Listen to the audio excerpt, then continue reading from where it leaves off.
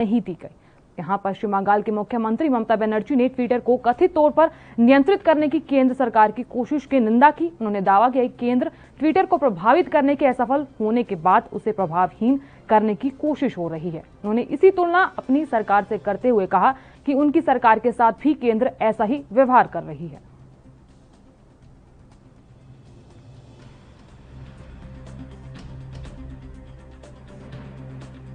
Follow the government. Very unfortunate. This is very unfortunate. They cannot control Twitter. That's why they want to bulldoze Twitter. They cannot control me, so they want to bulldoze my government.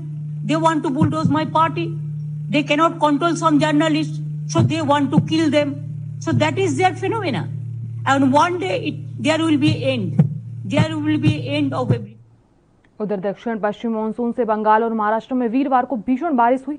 जगह जगह पानी भर जाने से यातायात समेत जनजीवन प्रभावित हुआ। आपको बता दें, कोलकाता में कई जगह पंप लगाकर सड़कों में भरा हुआ पानी निकाला गया और इसी के तहत मौसम विभाग ने अगले 3 दिनों तक भारी बारिश का अनुमान लगाया है। प्रशासन ने पानी निकालने के लिए सभी उपक्रम अपनाए हैं, जल्द से जल्द लोगों को राहत पहुंचाई जा सके। तो यहाँ निचले इलाकों में पानी में फंसे लोगों को खाने के पैकेट भी पहुंचाए गए। इसी तरह अगर दक्षिण 24 परगना की बात करें तो यहाँ 178.6 mm बारिश दर्ज हुई है।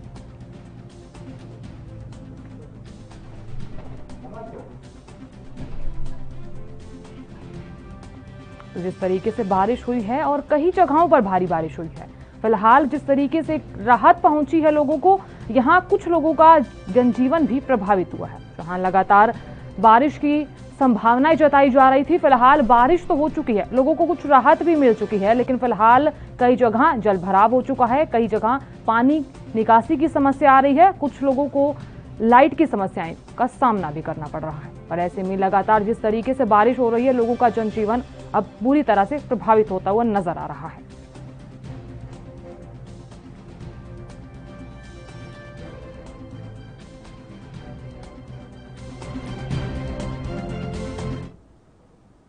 उधर भारत के 3 राज्यों में शुक्रवार सुबह भूकंप के तेज झटके महसूस किए गए। तीनों राज्यों में भूकंप के झटके अलग अलग समय पर आए। आपको बता दें, रिक्टर स्केल पर भूकंप की तीव्रता 4.1, 3.0 और 2.0 मापी गई है। यहाँ 4.1, 3.0 और 2.6 की तीव्रता वाले भूकंप के जो झटके हैं असम, चंदेल, पश्चिम खाली हिल्स में महसूस किए गए। आपको ये भी बता दें कि नेशनल सेंटर फॉर सिस्मोलॉजी ने इस भूकंप की पुष्टि की है।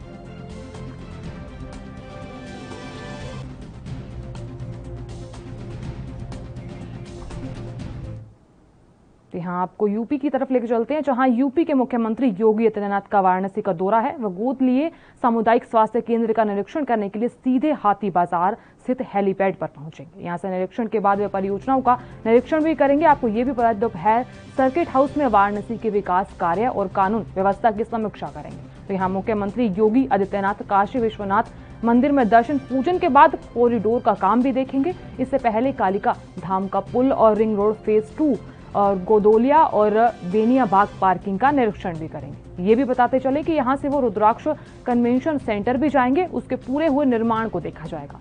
साथ ही जनप्रतिनिधियों और पार्टी पदाधिकारियों के साथ बैठक करते हुए अधिकारियों के कामकाज का फीडबैक भी लेंगे।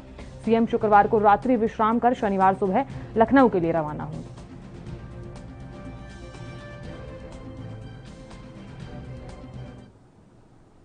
उधर बॉलीवुड की बात करें तो यहाँ बॉलीवुड के मशहूर अभिनेता अक्षय कुमार गुरुवार को कश्मीर पहुंचे। अक्षय उत्तरी कश्मीर के बांदीपोरा जिले की गुरेज घाटी में नियंत्रण रेखा के पास सुदूर तुलेल पहुंचे। आपको बता दें, इस दौरान जम्मू कश्मीर पुलिस के जवानों के साथ ही बीएसएफ के अधिकारी और जवान भी उनके साथ मौजूद रहे। अक्षय कुमार ने नीरू गांव में स्कूल भवन के निर्माण के लिए 1 करोड़ रुपए दिए हैं। तो यहाँ बीएसएफ के जवानों से बातचीत भी की गई। साथ ही वहां तैनात बीएसएफ यूनिट द्वारा आयोजित एक समारोह में स्थानीय लोगों के डांस भी किया। तो यहाँ बताया जा रहा है कि जिस तरीके से उन्होंने लोगों के साथ डांस किया, फिलहाल आपको ये भी बताते चले कि अभिनेता अक्षय कुमार को अपने बीच पाकर स्थानीय लोगों में गजब का उत्साह देखने को मिला। तो यहाँ अक्षय कुमार कुछ लोगों के साथ सेल्फी लेने में भी बेताब थे। फिलहाल आपको ये भी बताते चले कि अक्षय कुमार लोगों के बीच काफी प्रसन्न दिखाई दिए।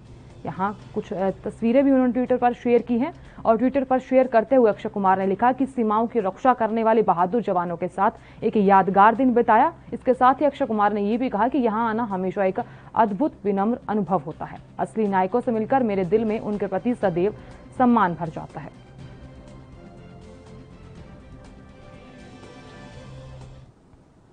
और देश में लगातार पेट्रोल और डीजल की कीमतों में इजाफा देखने को मिल रहा है। तो यहां बढ़ती कीमतों को लेकर जहां विपक्ष सरकार पर हमला कर रहा है, तो वहीं हाल ही में बढ़ती महंगाई को लेकर सड़कों पर प्रदर्शन भी किया गया था। जिस तरीके से सबके बीच अब किसान भी बढ़ती कीमतों से परेशान होते हुए नजर आ रहे हैं। वहीं बात अब हरियाणा के सिरसा की करें तो यहाँ सिरसा में किसानों को और ज्यादा दिक्कतों का सामना करना पड़ रहा है। जिस तरीके से तेल की कीमतों को लेकर किसानों ने अपनी बात कही, उन्होंने कहा कि सरकार को तेल की कीमतों पर ध्यान रखना चाहिए। लोगों को इस तरह से महंगाई की मार नहीं झेलनी पड़ेगी अगर सरकार हमारी ओर कुछ ध्यान रखती है। वहीं पेट्रोल पंप के संचालकों का यही कहना है कि हर रोज तेल की कीमतों में इजाफा हो रहा है, लेकिन यहाँ डीलरों को उसका कोई फायदा नहीं हो रहा। सरकार को डीलरों का भी ध्यान रखना चाहिए।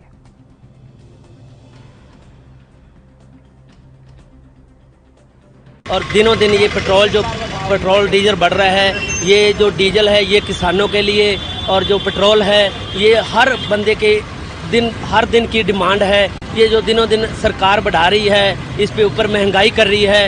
ये रोजमर्रा की चीजें हैं।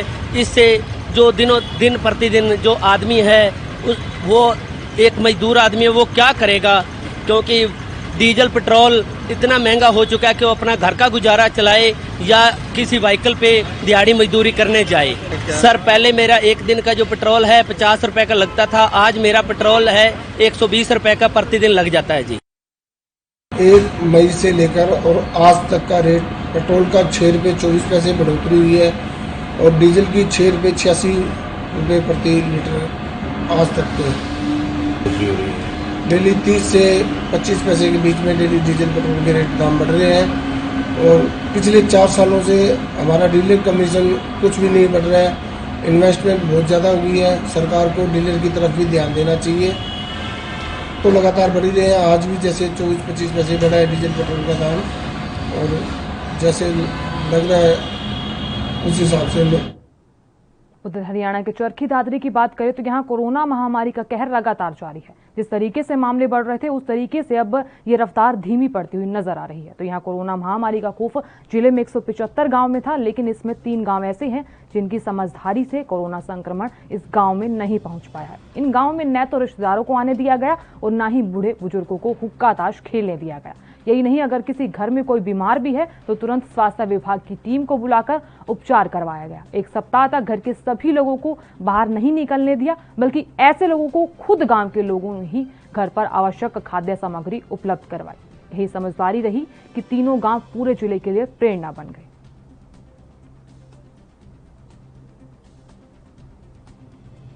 ये तो बहुत खुशी की बात है कि 3 गांव में एक भी कोरोना का केस नहीं आया। हम कोशिश करेंगे उनको जल्दी से जल्दी सम्मानित करें और इस प्रकार और भी गांव और भी शहर के वार्ड उससे प्रेरणा लें ताकि कोरोना दादरी में आ ही ना पाए।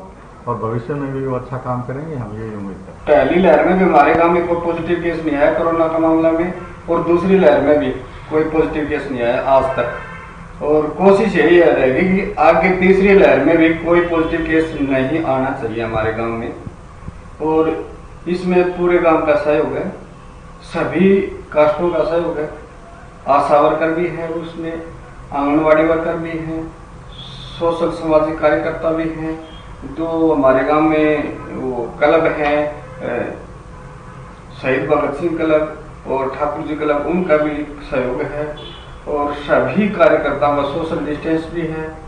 और हमारे गांव के लोग सब्जी लेने के लिए भी बाहर नहीं जाते हैं, मास्क का प्रयोग करते हैं, गमछे का प्रयोग करते हैं और पैरासीटामोल का टैबलेट का प्रयोग किया और उसी सावधानी को देखते हुए बचा। वहीं उत्तर प्रदेश की बात करें तो यहाँ उत्तर प्रदेश के उन्नाव जिले में एक सड़क दुर्घटना में 2 युवकों की मौत के बाद स्थानीय लोग नाराज हो गए हैं। तो यहाँ मृतक के परिजनों और ग्रामीणों ने रोष प्रकट किया है और ऐसे में शव को रोड पर रखकर सड़क जाम कर दी है। इस बीच बवाल को शांत कराने पर मौके पर पहुंची पुलिस तो यहाँ उस पर भीड़ ने पथराव कर दिया। बताया जा रहा है कि जिस तरीके से पुलिस पहुंची और भीड़ ने पुलिस पर ही पथराव कर दिया। बचाव के लिए पुलिसकर्मी प्लास्टिक की स्टूल और टोकरी सिर पर रखे हुए नजर आए। इस घटना की फोटो सोशल मीडिया पर वायरल होने के बाद विपक्ष ने सवाल उठाए तो सरकार की किरकिरी होने लगी, जिसके बाद अब पुलिसकर्मी पर एक्शन लिया गया है। दरअसल उन्नाव में पुलिस वालों पर हमले के बाद पथराव से बचने के लिए कई पुलिसकर्मी प्लास्टिक की स्टूल, बांस की टोकरी इस्तेमाल करते हुए नजर आए, जिस पर आईजी लखनऊ रेंज लक्ष्मी सिंह ने गहरी नाराजगी जताई है। उन्होंने इसे स्थानीय पुलिस की सुशीलता और अक्षमता और गैर क्षमता का कृत्य माना गया है। कल कोतवाली थाने में एक उपद्रव की जो घटना हुई थी उसमें अब तक 43 लोगों को अरेस्ट किया गया है और इनको जेल भेजा गया है। इसमें अभियोग पंजीकृत किया गया है। इसमें गंभीर धाराओं में अभियोग पंजीकृत करके इनके खिलाफ कठोर कार्रवाई की जा रही है। साथ ही साथ एक इंस्पेक्टर कोतवाली और संबंधित चौकी इंचार्ज इनको निलंबित किया गया है और अन्य 2 कांस्टेबल्स को भी निलंबित किया गया है जो एंटी राइट गियर प्रॉपरली नहीं पहने हुए थे। ये घटना जब सीओ और एसडीएम लोगों से वार्ता कर रहे थे कॉम्पेंसेशन के बारे में, उस समय पे अचानक कुछ उपद्रवी तत्वों के द्वारा पीछे से पत्थर फेंकने के कारण हुई थी। घटना के बारे में हम लोग पूरी तरह से जांच कर रहे हैं। इसमें और भी कोई एस्पेक्ट्स या और कोई इसमें लोग शामिल होंगे जो लोगों को भीड़ को उकसाने में रहे हो। और अब खबर यूपी के बस्ती जिले से है, जहां बड़ीबन चौकी से चंद कदमों पर दूर यहाँ ये घटना हुई। बताया जा रहा है कि ये पूरा मामला बस्ती जिले का है और फिलहाल आपको ये भी बताते चले कि यहाँ 3,50,000 की लूट हुई है। फिलहाल ये पूरा मामला यूपी के बस्ती का बताया जा रहा है, जहाँ 3 युवकों ने इस घटना को अंजाम दिया और जिस तरीके से चौकी से चंद कदमों पर ये लूट हुई है और थाना कोतवाली क्षेत्र का ये पूरा मामला बताया जा रहा है। यहाँ सक्रियता की पोल खोलकर रख दी गई है। आपको ये भी बता दें कि 3 युवकों ने दुकान के अंदर घुसकर 3,50,000 की लूट की घटना को अंजाम दिया है। दुकान पर बैठे युवक को 3 बदमाशों ने तमंचा सटाकर घटना को अंजाम दिया, जिसके बाद अब पुलिस चौका चौखा लगे सीसीटीवी फुटेज को खंगालने में जुटी है। आए दिन हो रही ऐसी घटनाएं पुलिस सतर्कता पर सवाल उठा रही है। 24 घंटे के अंदर दूसरी लूट की घटना पर पुलिस को बदमाशों ने चुनौती दी है। अभी छावनी, परशुरामपुर और कप्तानगंज की घटना का खुलासा तक नहीं हुआ सका था, लेकिन इस बीच एक और घटना सामने आई। बस्ती कोतवाली थाना क्षेत्र के चौराहे के पास इस घटना को कुछ लुटेरों ने अंजाम दिया है। डिलीवरी प्राइवेट लिमिटेड के मैनेजर नीरज पांडे ने ये सूचना दी कि जब वो अपने वेयर हाउस पर थे तो रात्रि में करीब 10:15 बजे जब वो अपना दुकान बंद कर रहे थे तो 3 नवयुवक आए और उन्होंने तमंचा दिखा करके जो उनके पास कैश था उनके काउंटर पे उसको ले लिया और ले करके भाग गए। उनके इस तहरीर के आधार पर अभियोग पंजीकृत कर लिया गया है और इस संबंध में हमारी 4 टीमें। तो वहीं हरियाणा की बात करें तो यहाँ हरियाणा पुलिस ने फरीदाबाद में हनी ट्रैप के मामले में फंसे व्यापारी की आत्महत्या करने के मामले को गंभीरता से देखते हुए 4 महिलाओं समेत 5 लोगों को गिरफ्तार कर लिया है। पुलिस अब इन आरोपियों को रिमांड पर लेकर पूछताछ की तैयारी कर रही है। दरअसल हनी ट्रैप में फंसे फरीदाबाद के एक व्यापारी ने आरोपियों द्वारा ब्लैकमेल करने का आरोप लगाया था। फिलहाल पुलिस ने शिकायत भी दर्ज कराई थी, लेकिन अब पुलिस ने मामले पर कोई ठोस कदम नहीं उठाया है और यहाँ इसी मामले में व्यापारी ने सेक्टर 17 CIA दफ्तर के पास आत्महत्या कर ली, जिसके चलते पुलिस महकमे में अब हड़कंप मच गया है। आनंद फानन में पुलिस ने परिजनों की शिकायत पर मामला दर्ज कराते हुए दिल्ली से 4 महिलाओं समेत 5 आरोपियों को फिलहाल गिरफ्तार कर लिया गया है। जी, ये कंप्लेंट जो है डीसीपी क्राइम साहब को शंकर नूरुल्ला ने दी थी। उसने आरोप लगाए थे कि कोई लेडीज है जो उससे वीडियो बना ली उसकी और उसके तहत उसको ब्लैकमेलिंग करके पैसे हट रहे हैं और बार बार धमकी भरे कॉल उसके आ रहे हैं पैसे के मामले में, जिसके चलते डीसीपी क्राइम साहब ने शिकायत को क्राइम ब्रांच सेक्टर 17 को दिया था, जिन्होंने इस पर तत्पर कार्रवाई करते हुए 5 आरोपियों को गिरफ्तार किया है, जिनको विभिन्न धाराओं में गिरफ्तार किया है और आज उनको कोर्ट में पेश किया जाएगा और रिमांड लेकर उनसे इस बार वारदात के बारे में पूरी जानकारी हासिल की जाएगी। सर, ये किस तरह के आरोपी हैं और उनका संपर्क व्यापारी से पहले कैसे हुआ? व्यापारी का संपर्क इनका इंस्टाग्राम के माध्यम से हुआ है। इंस्टाग्राम पे उन्होंने फ्रेंड रिक्वेस्ट भेजी है और उसके बाद उनसे कॉल करना शुरू कर दिया। पहले उन्होंने उनसे अपने आप को ये बताया कि भाई हम बिल्कुल गरीब हैं, कोई काम नहीं है, लॉकडाउन में हमारा काम हमारे पास नहीं रहा और हमारे को कुछ काम दे दो, क्योंकि इनकी फैक्ट्री है। और उसके बाद इनका आपस में संपर्क हो गया और एक अश्लील वीडियो तैयार करके उसके। उधर यूपी की बात करें तो यूपी के शामली में पहुंचे एडीजी मेरठ राजीव सभरवाल और डीआईजी सहारनपुर पहुंचकर पुलिस लाइन का निरीक्षण किया। साथ ही लंबित विवेचना को दुरुस्त करने और सफाई के निर्देश दिए। इस दौरान दोनों अधिकारियों ने होमगार्ड बैरक में पहुंचकर भी निरीक्षण किया। आपको ये बता दें कि समस्त होमगार्डों को आवश्यक दिशा निर्देश जारी किए गए। इस दौरान दोनों अधिकारियों ने एसपी शामली सुकृति माधव को निर्देश जारी करते हुए कहा कि जनपद के सभी वांछित बदमाशों के खिलाफ धरपकड़ अभियान चलाकर गिरफ्तार किया जाए।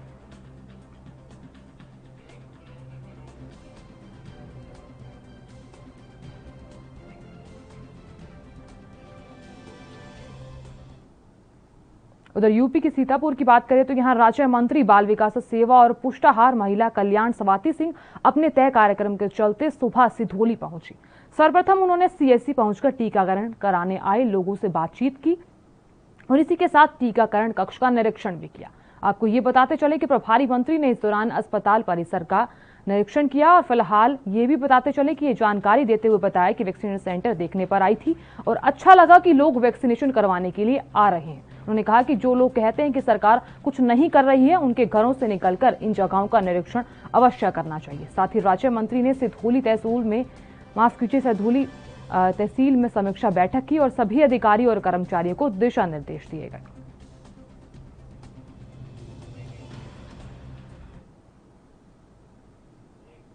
हरियाणा के मेवात में अपराध जांच शाखा नू निरीक्षक अमित कुमार के नेतृत्व में गठित टीम ने लूट के मामले में आरोपी को चंद घंटों में ही धर दबोचने में सफलता हासिल की है।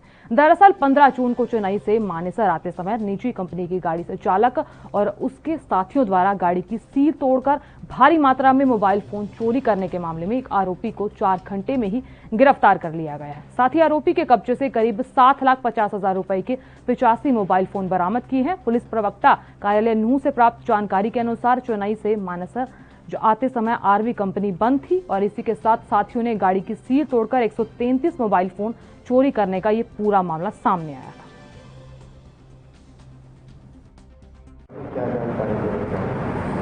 एक कंटेनर चेन्नई से मानेसर के लिए चला था, जिसके अंदर रेमेडी कंपनी के काफ़ी मात्रा में मोबाइल थे। जो नवीन कुमार मालिक ने पुलिस को सूचना दी कि हमारे मोबाइल उसकी गाड़ी का कंटेनर गाड़ी का सील तोड़कर ड्राइवर और उसके साथियों ने मोबाइल चोरी कर लिया, जिस संबंध में हमने मुकदमा दर्ज कर लिया और सीआईए इंस्पेक्टर अमित कुमार के नेतृत्व में उन्होंने 4 घंटे में ही 85 मोबाइल बरामद कर लिए हैं और एक दोषी को साबुद्दीन को गिरफ्तार कर लिया, जो ढाणे गांव का रहने वाला था, जिसको 1 दिन का रिमांड हासिल करके कुछ और मोबाइल हासिल कर लिए गए हैं और अन्य दोषियों की गिरफ्तारी बकाया है। 133 मोबाइल निकाले गए हैं, 85 मोबाइल बरामद कर लिए गए हैं, जो अन्य दोषी गिरफ्तार किए जाए। उधर अयोध्या की बात करें तो यहाँ अयोध्या राम मंदिर में जमीन पर उठाए गए सवालों का मामला दिन ब दिन गर्माता हुआ नजर आ रहा है। जहां एक तरफ सभी विपक्ष पार्टी मामले में जांच की मांग कर रही है, तो वहीं गाजियाबाद में कांग्रेस कार्यकर्ताओं ने जिलाधिकारी के कार्यालय पर पहुंचकर जमकर नारेबाजी की और मामले में निष्पक्ष जांच की मांग को लेकर उन्हें ज्ञापन सौंपा। श्री रामचंद्र के नाम पर जो पूरे देश में इन्होंने चंदा लिया था, भाजपा वालों ने, आरएसएस वालों ने घर घर जाकर डोर टू डोर पर्चियां बनाई थी, उसका आज पूरे देश में मीडिया के माध्यम से, आपके माध्यम से जो उजागर हुआ है घोटाला, ये सरासर एक आम जनता का जो मेहनत का पैसा था उसका घोटाला है। इसका हम सरासर विरोध करते हैं, पूरा देश विरोध कर रहा है कि भगवान के नाम पर चंदा लेना बंद करें। और ये उधर यूपी के अयोध्या में राम जन्मभूमि ट्रस्ट की तरफ से 2 करोड़ की जमीन 18 करोड़ में खरीदे जाने को लेकर कांग्रेसियों ने बुधवार को जनपद जालौन के मुख्यालय उरई में स्थित कलेक्ट्रेट में प्रदर्शन किया। साथ ही जमीन घोटाले की निष्पक्ष जांच कराने और दोषियों के खिलाफ सख्त कार्रवाई करने की राष्ट्रपति से मांग की है। इस दौरान कांग्रेस कार्यकर्ताओं ने कलेक्टर के बाहर जमकर प्रदर्शन किया। हम जिला कांग्रेस कमेटी के अध्यक्ष हैं, डॉक्टर रेहान सिद्दीकी शहर कांग्रेस कमेटी के अध्यक्ष हैं। आज हम लोगों की मांग है कि जिस प्रकार से अयोध्या में अयोध्या ट्रस्ट के नाम पर जो उन्होंने वो बनाया राम जन्मभूमि ट्रस्ट, उसके नाम पर इन्होंने 2 करोड़ की ज़मीन खरीदी और घंटों में वो ज़मीन 18 करोड़ की बेच दी। रामलला के नाम पर जो चंदा लिया गया है, शायद ऐसा कोई भी, चाहे वो हिंदू हो, चाहे मुसलमान हो, चाहे सिख हो, चाहे ईसाई हो, सभी धर्मों के लोगों ने उसमें चंदा दिया। रामलला सबकी आस्था के प्रतीक है। इन्होंने पूरे देश की आस्थाओं पर इन्होंने कुठाराघात किया है और चंदा के नाम पर जो उगाही की उसको करोड़ों रुपए कमाने का जो उन्होंने काम किया वो निंदनीय है। इसकी सीबीआई से जांच की मांग को लेकर हमने आज जिला शहर कांग्रेस कमेटी के नेतृत्व में भारत के महामहिम राष्ट्रपति भारत सरकार।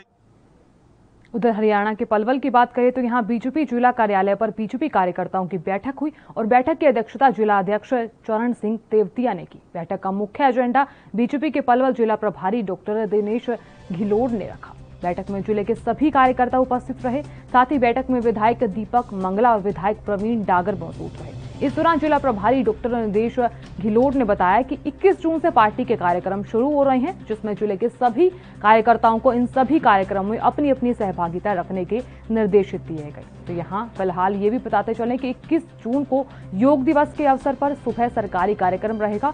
शाम के कार्यक्रम में क्षेत्रवासियों के साथ मिलकर कार्यकर्ताओं को योग में सम्मिलित किया जाएगा।